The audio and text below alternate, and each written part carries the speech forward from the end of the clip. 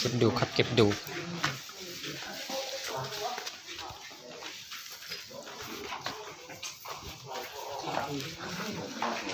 จอกอันบอกอันจ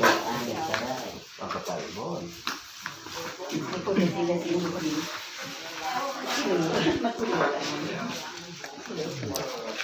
ดูหน่อยคนใหญ่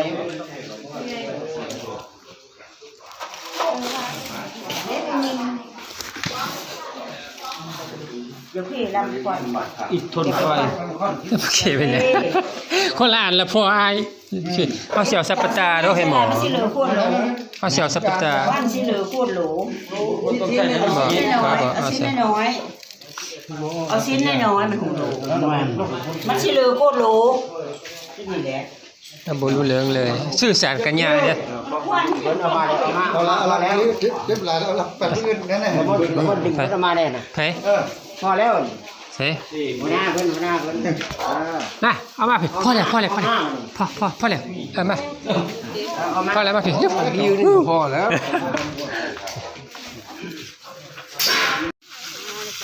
อาดน้ำบุญหอมให้เด้อหามเด้อให้กดงามบุญจะเอาลูกเอาไผ่มาได้บ้านนี่เด้อมันร้อนล่ะอายุมาหลายๆเด้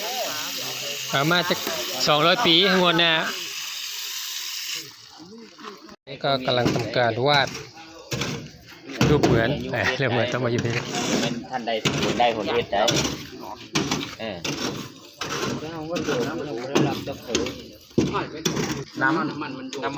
น้ำฝนตกใส่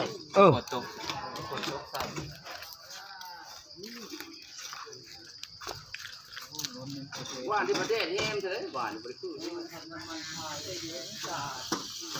จะย้อนแมทบอกเก่งเนาะ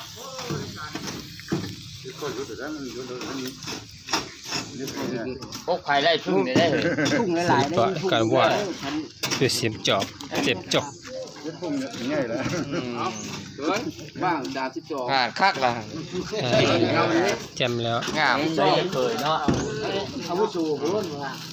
เราจะมีเงินตำนานกำลังได้จังปันจังโลไม่ไพ่คือลูกอีเด้อใส่เหรียญแล้วครับ32 เหรียญเอาดังโด่งเลยเด้อเอาดังโด่งเลยเด้อไอ้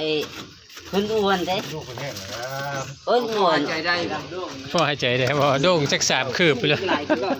รู้บ่เงยกี่นูดังมันบ่พ่อเด้ก็บ่รู้โอ้ยพี่เด้อครับก็ต้องครบ3โจทย์นี่แหละเข้าใจเบิดเนาะไม่ใช่โกงโมไหนมัน3โจทย์มันถูกกันเลยเสียบหลักแล้วหมุนได้ไงเนี่ยใบไม้ก็มันได้ขยับมันมีลมพัดสักหน่อยเขาใส่นั่นน่ะเสียบปลั๊กอยู่ถอดปลั๊กแล้วอันนี้ปลั๊กบริเสียบเด้อนี่เด้อนี่บริเสียบไปเด้อหมุนได้ยังไงเอาถ้าทวงอะไรละยุดละ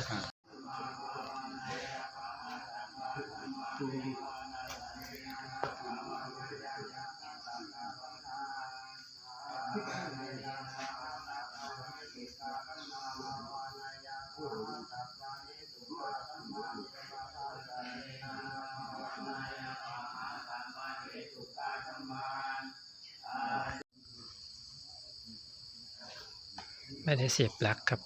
ไม่ได้เสียบปลั๊กก็ไม่ได้หมุน